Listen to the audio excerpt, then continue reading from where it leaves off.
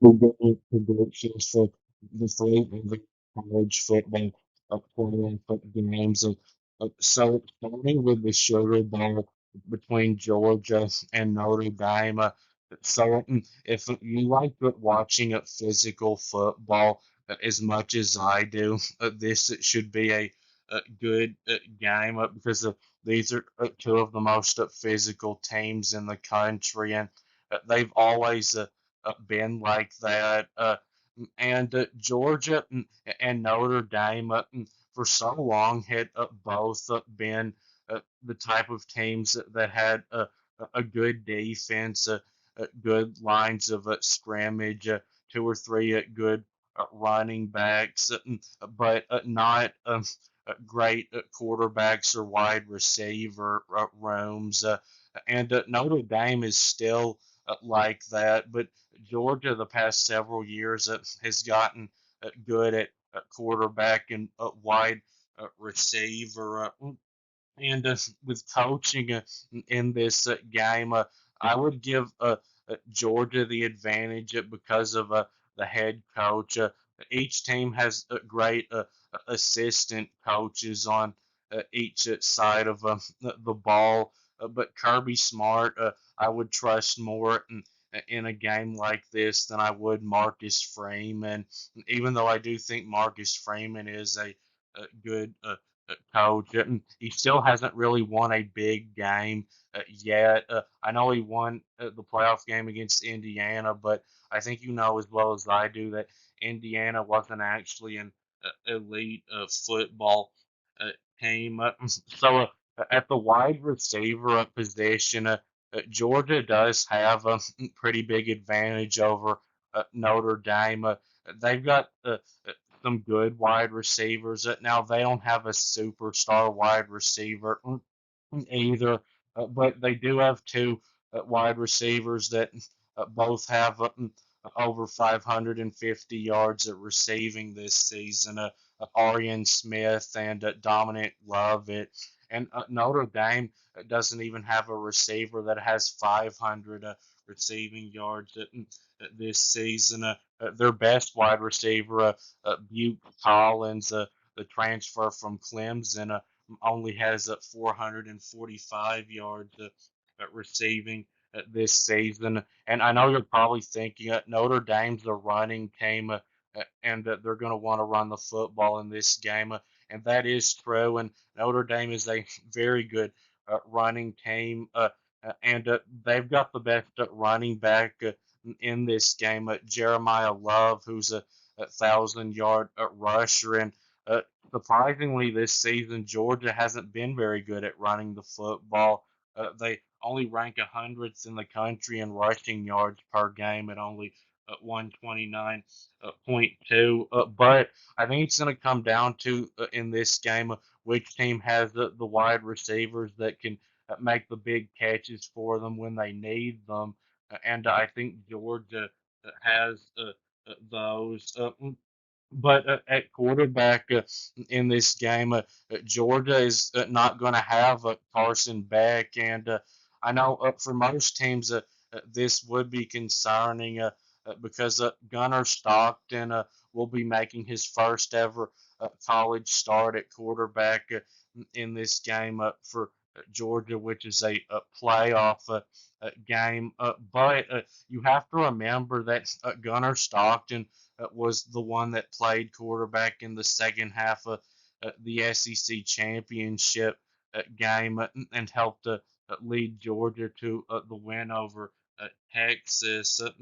And Gunnar Stockton is a talented quarterback, even though he doesn't really have much overall experience.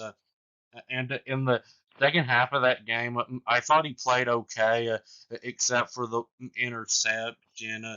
Now, it would be crazy to expect Georgia to be in just as good of shape at quarterback in this game with Stockton as they would have been if they would have had Carson Beck. And I don't think that Gunnar Stockton has anywhere near Carson Beck's arm strength. But what Stockton is, I think, better at than Beck is running, not just with the designed quarterback runs, but I think he will be better at taking off and getting them some yards with his legs if he can't find an open wide receiver, and if the pocket collapses, being able to get out of the pressure and avoid a sack. Those were things that, as good as Carson Beck has been for Georgia these past 2 seasons, he struggled a lot with. And Notre Dame's quarterback Riley Leonard has been a good runner this year, but it's not like he's been a superstar passer for them.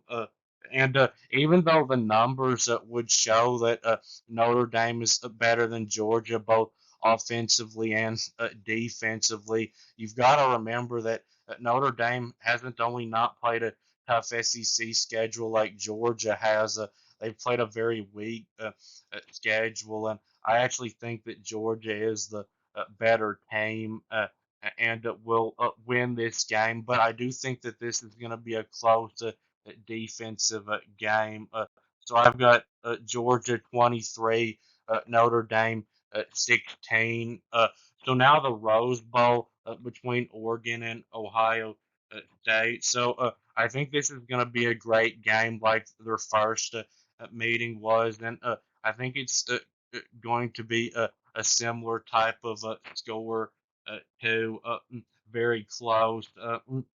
So I think though that if Ohio State plays in this game like they did against Tennessee, they're gonna win. And if they play like that through the whole thing, I think they're going to win the whole thing. And I know you can say that Tennessee is just garbage, and they weren't great this year. But the truth is that you don't get 10 wins.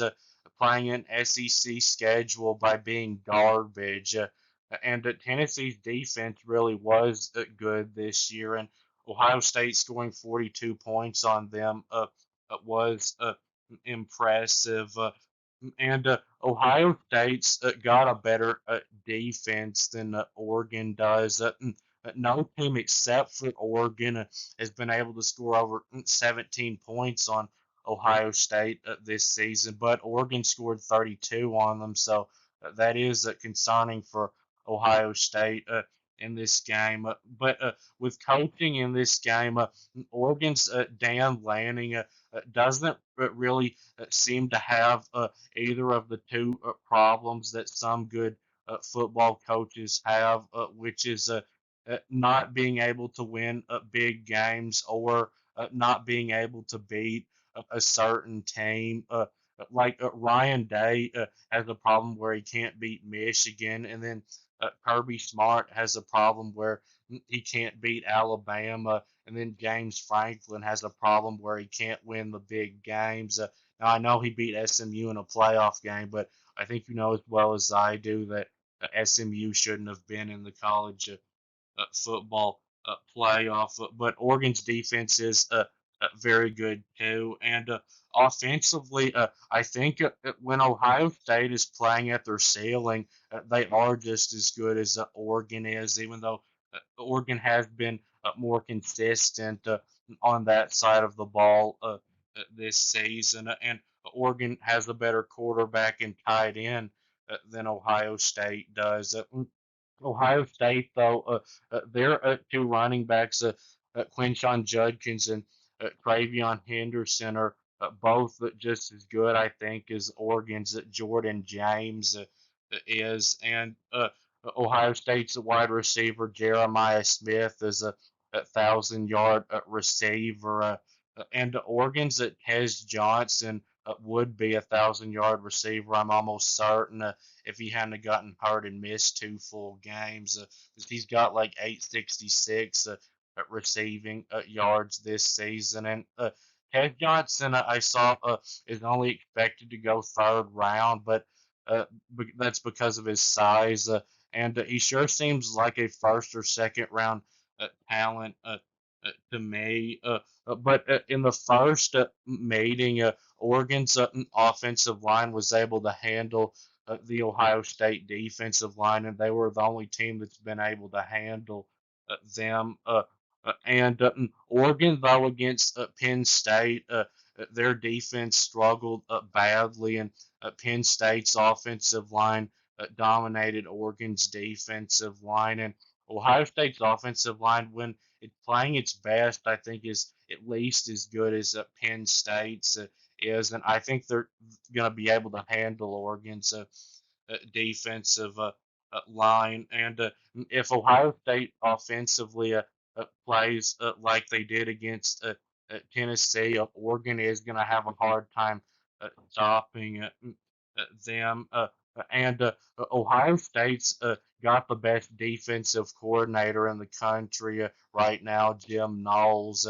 And Chip Kelly, I know, hasn't been as good as it was expected he would be this season as Ohio State's offensive coordinator, I guess. But he sure did come up with a good game plan against Tennessee.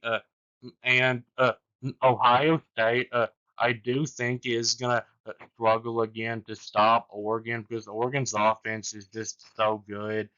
But I think Oregon is going to struggle badly to stop Ohio State. I think it's going to be a fairly high scoring game. But I'm going to go with Ohio State to win this time. I could be wrong, but I have a feeling that Ohio State is going to end up winning the whole thing this year. I've got Ohio State 38, Oregon 31. So now the Fiesta Bowl between Penn State and Boise State.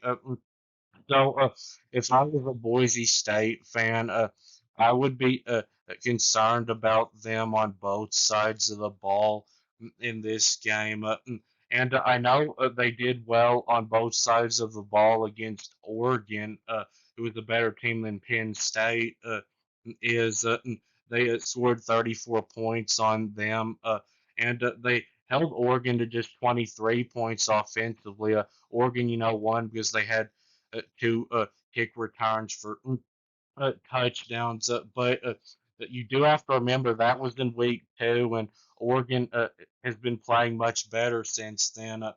Oregon, in week one only scored 24 points against, I think it was Idaho. But since then, they've beat Ohio State and Penn State and went 13-0 and won their conference. So I find it hard to believe that that would be the score if those two teams were to play again. And to be honest, Boise State is carried by one player, the running back Ashton Genty, and he hasn't been held under 100 yards all season. And if he struggles, they're going to struggle. But if he is able to do really well in this game, they would have a chance. But Penn State has won so many games these last couple of years because of how good they are at the line of scrimmage.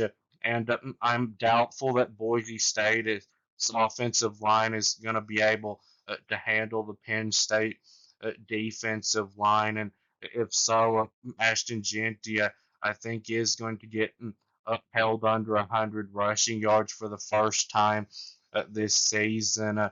And I'm also doubtful that the Boise State defensive line is going to be able to handle the Penn State offensive line. And Penn State, even though they don't have a running back that's quite as good as Ashton Genty, they've got two really good running backs too, Nicholas Singleton and Katron Allen. And together, I think they're better than Genty is by himself. So I think Penn State's going to be able to run the football really well in this game. So I've got Penn State getting the win over Boise State at 30-16. So that will be it with this video. Please subscribe. Thanks for watching.